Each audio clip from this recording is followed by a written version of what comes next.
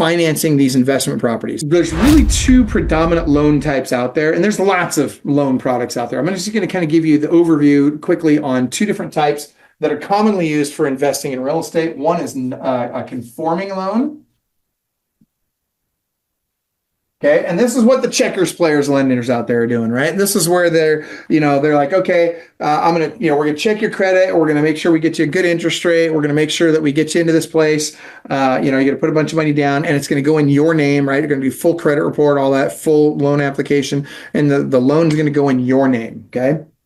With these conforming loans, remember, it goes in your name. And the good news on a conforming loan, and this is what most lenders do. This is a residential loan on investment properties. The good news is you get the best interest rate that way. One of the things that's bad news is that you got to do a full loan application. So it's a much deeper process. And it goes in your name, which sucks.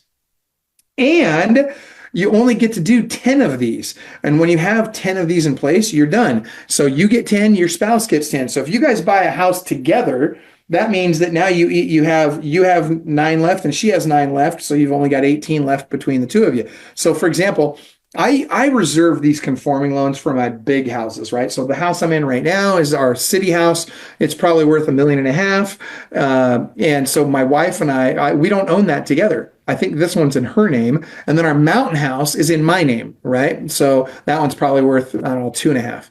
And so why do we do that? We do that because we want to make sure we keep those other spots free for other stuff that we might want at better interest rates, okay?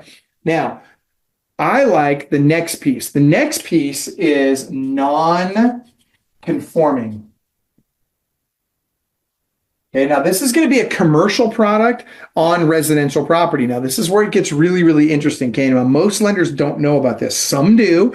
And we have, so again, my daughter obviously knows this at a very high level because guess what I told her to specialize in when she became a lender 3 years ago.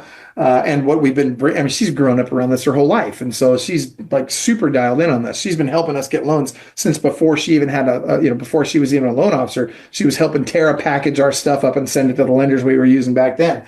And so what I want to have at least one lender that really specializes in these investment properties, because these things right here, and Patrick, yes, I agree. These non-conforming loans are phenomenal. A little bit higher interest rate. There's two types of loans I'm going to talk to you about in non-conforming. One is DSCR. That stands for debt service coverage ratio. And what's really cool about this is you're paying just a little bit higher interest rate than you would on a conforming loan usually, although I will say that between November 23 and February 24, we were actually getting better rates on DSCR than we were getting on conforming. It's really interesting, and I don't have time to go into that, but just know that it depends on how, what's going on in the marketplace at the time. And yes, you're welcome, Norbert. I appreciate you being here.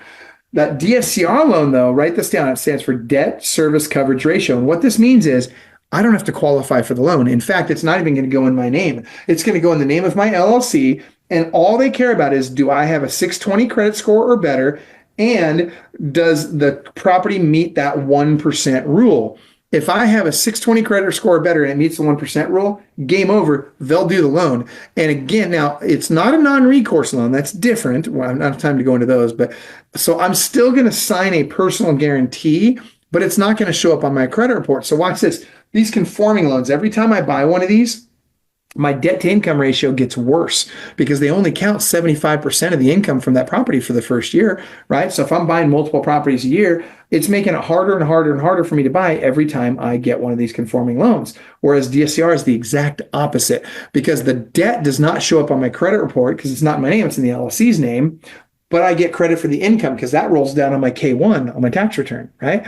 And so guess what? All of a sudden now my debt to income ratio gets better every single time I buy a property. It's insanity, right? All right. And I get better protection here. And it's easier to do the loan. It's a low doc loan. It doesn't take a lot of documentation to do it. Now, here's the problem.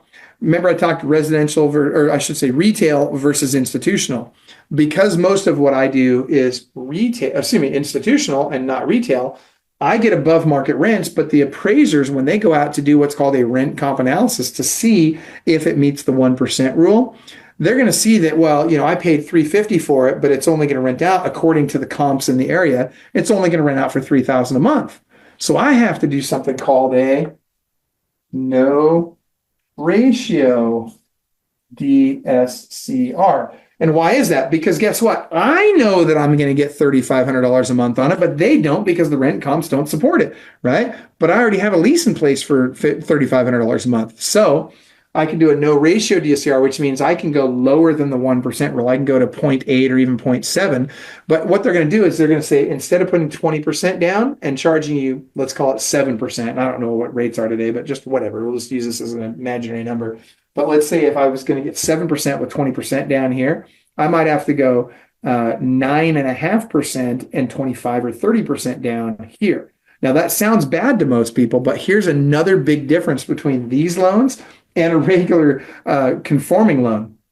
With a no ratio DSCR, I can refinance that thing. I don't have to wait a year. I can do a rate and term refinance when I've got 2 months of statements showing that I've been getting $3,500 a month for my tenant. So now that I can show that it meets the DSCR 1% rule, I can flip that thing into a DSCR loan and drop my interest rate.